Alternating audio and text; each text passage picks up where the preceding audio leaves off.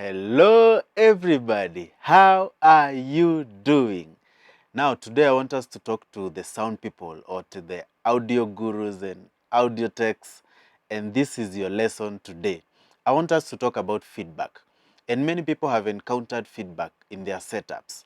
Most of the times when you set up, you will hear that ringing sound and very irritating sound that you don't want to hear or your audience don't want to hear. In fact, I have gone to some events or some meetings before the events, and they say that in your setup, I don't want to hear that ringing sound. They know it, but they don't know what it means. And you as a sound tech, most of the times you don't even know what it means and how to remove or get rid of that feedback. And that is what I want us to talk about today. So today, we are in an audio class. Now, what is feedback? Feedback is when the sound that is coming from your mouth going to the microphone and all the way through the signal flow goes to the speaker and then goes to the audience and then comes back to the speaker. The same signal. That is when we hear feedback. So the same sound coming from my mouth going out of the speakers, and then in one reason or another, it comes back to the speaker, and then now we can hear it back. That is why it's called feedback. It's being fed back to the speaker, and that in that way it produces signal that is not placeable, that is irritating. In fact, nowadays I have found even in our Zoom meetings, if you have a Zoom meeting and you have a phone here and the other guy has a phone next to you, then your sound going to your phone and then going through the Zoom app or the Zoom software goes to that speaker or that phone, and then it comes back and you hear it, then most of the times it produces feedback. I have seen in most cases that if I'm in a laptop and my phone is also on, if I don't mute one, I will also hear feedback because the same sound that is going to the laptop and I'm speaking is going to the same device and then coming back. So that is feedback. But in this case, I want to talk about feedback in live setups. And one reason why we have feedback in live setups, number one, is because the microphone is close to the speaker. So when you take the microphone and you bring it close to the speaker, then high chances are that you will have that ringing sound. So if you want to avoid feedback in that case, then you don't bring the microphone close to the speakers. And that should be the first thing, especially when you're troubleshooting. You should tell the speaker or the person using the microphone not to go too close to the speaker so that it does not cause feedback. That is one of the main reasons why we have feedback. So sometimes it's not even about the sound tech or the person on the mixer. Sometimes it's about the person using the microphone that causes the feedback. And before we move on or we move far from the microphone, there's also something very important about the microphone that you as a sound tech, you need to understand. And that thing is the microphone polar pattern. Anytime we're in class, we discuss the microphone specifications that you need to check when you're buying a microphone. And the first thing that you need to check is the microphone polar pattern. There are different types of polar patterns. There is the omnidirectional polar pattern. Omnidirectional polar pattern means that the microphone is speaking from all sides, meaning it can pick from the left, the right, top, bottom. And in that case, high chances are that the microphone will also pick sound from the speaker.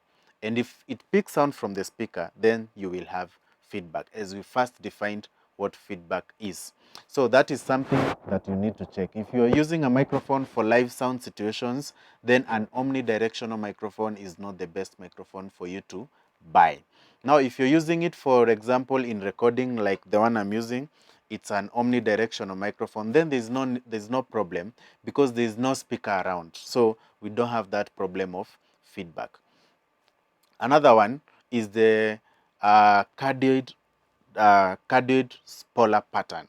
Now, the cardioid polar pattern is the best for live sound situations because it means that it's only picking sound from the top.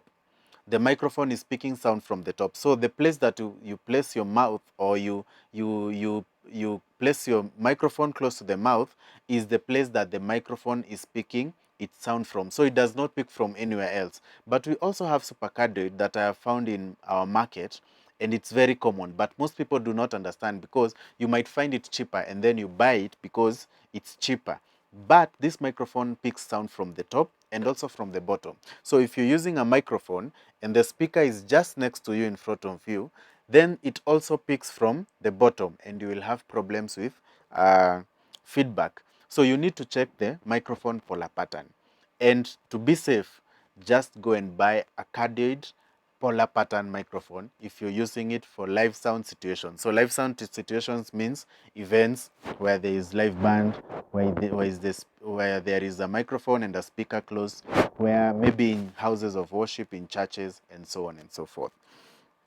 So the other thing we'll talk about is the placement of the monitors. So sometimes you have feedback because of the placement of the monitors. So sometimes you need to place the monitors not too close to the microphone or to the speaker, and still not too far, because if you place too close, then you need to reduce the volume too low so that you can be able to avoid feedback. When you place the speakers too far, then it means you must boost the microphone too hard, and now it will also cause feedback. So you must have a proper speaker placement.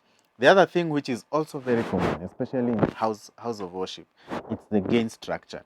So the gain structure is how do you set your gain. The gain, remember, is not just from the from the mixer. The gain is from every equipment. If the signal flows from the mixer, goes to the EQ, goes to the crossover, goes to the amp, and so on and so forth. Every equipment has a gain knob in it. And that is what we are talking about when we say gain structure. Make sure that the signal going to the next equipment is as clean as possible. Now, anytime you talk about gain, the most probable gain knob that you're talking about is the gain knob in your mixer. So you need to have it correct. And how do you set the gain knob? So if you first press the PFL, which is the pre-fader listen, and then you observe that signal on your meter. So make sure that it does not pass 0 for it to have enough headroom. And also make sure that you do not use your gain knob as a volume knob, in that if you don't have enough volume, then you use your gain. That will cause a lot of feedback. So just make sure that your gain is correct by pressing PFL and then observing it on the meter and setting it close to 0, either close above, slightly above, or slightly below 0. And the 0 is also called the unity. So just make sure it's somewhere close to that. Anything above that, you will not have enough headroom, and you might even cause feedback. And that we are talking about the mixer only. You should do that for every equipment, for the EQ, for the crossover, for the amp, and any other equipment that you have there in between. Something else that you need to check when you're talking about feedback is the room acoustics. Room acoustics, this means the floor, this means the walls, this means the ceiling. Now, what happens? What's the problem with that? Now, anytime you speak and sound comes from the speakers, they must meet a wall, they must meet a floor, or they must meet a ceiling. Now, if that acoustic is highly reflective, then it means it's going to bounce back to the speaker, which is going to cause, again, feedback. So you need to treat your room well, in that you reduce the amount of reflection. The sound coming, and then it hits a reflective wall, and then it comes back. So you reduce by treating your acoustics, in that you reduce your reflection. That is one way. So in fact, especially if your stage is highly reflective, then you're going to have problems. I go to churches and their floor, especially at the stage, is tiles. So it means that this sound is going to be very highly reflective, and it is going to cause a lot of feedback. Because if sound comes from the speakers and then it hits the tiles, it will definitely go back to the speakers, and that will cause a lot of feedback. So you can use something like a carpet. If you have already done your tiles, you can use a carpet, or you can use anything that will reduce that reflection, and that will help in terms of feedback. The other one, which is very, very important, is the EQ. Remember, anytime you hear feedback, that sound will not be the same. Sometimes it will be muffled, sometimes it will be sharp, sometimes it will be more of lows. It means that any feedback is a frequency, and that frequency can be reduced or added using the equalizer. Now, we have two types of equalizers. We have the parametric EQ and we have the graphic EQ. The parametric EQ is to help you bring the natural sound of the voice or the equipment that you're using. Now, the graphic EQ is to help tune the room. Now, how are you tuning the room? You increase or reduce the EQ. Remember, every room has its own EQ. Now, what you want to do if you're adding, you want to equalize the frequencies, in that if the room is providing an extra of 1K, so you want to reduce the 1K.